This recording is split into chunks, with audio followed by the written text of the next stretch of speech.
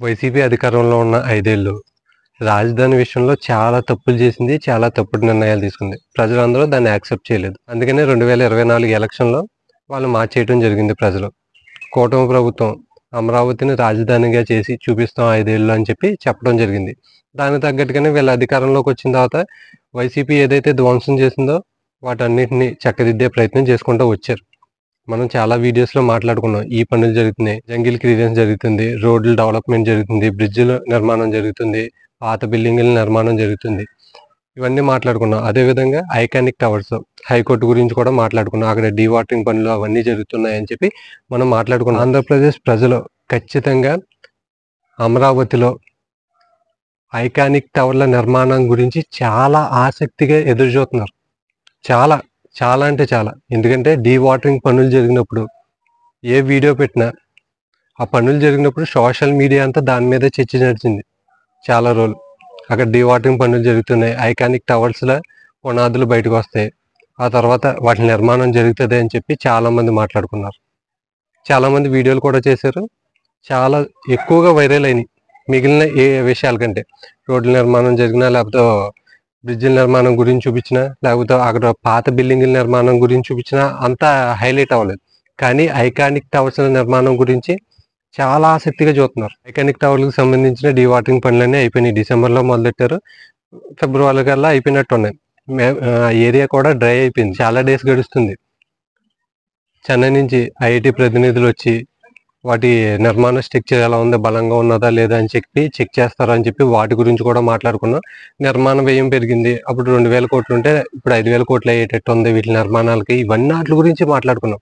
కానీ ప్రభుత్వం డీవాటరింగ్ పనులు చేసి అలాగే ఇంకా టెండర్లు పిలవకుండా ఇంకా జాప్యం చేస్తుంది. ప్రజలు చాలా ఆసక్తికరంగా ఎదురు చూస్తున్నవి ఐకానిక్ టవర్స్. ఎందుకంటే గతంలో చంద్రబాబు నాయుడు గారు 2014లో అధికారంలో ఉన్నప్పుడు వాటి నిర్మాణాలకు సంబంధించిన కొన్ని విజువల్స్ అయితే బయటకు వదిలారు. బహుశా ఆ నిర్మాణం అలా జరిగితే కనుక దేశంలో ఎక్కడా ఉండవు అటువంటి స్ట్రక్చర్లు. మన ఆంధ్రప్రదేశ్, మన అమరావతిలోనే ఉండును.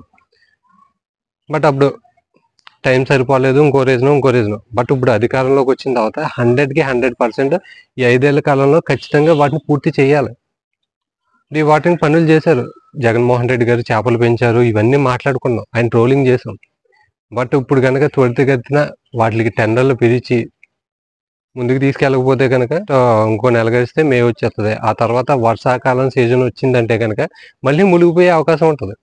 మళ్ళీ డీవాటరింగ్ పనులు మొదలెట్టాము, ఇటువంటి కథల్లోకి వెళ్ళామనుకో వరస్ట్గా ఉంటుంది. ఇంకా జగన్మోహన్ రెడ్డి గారిని గతంలో ట్రోలింగ్ చేశారు కదా, నీటిలో ముంచేసాడు, చేపలు పెంచాడు అని చెప్పి.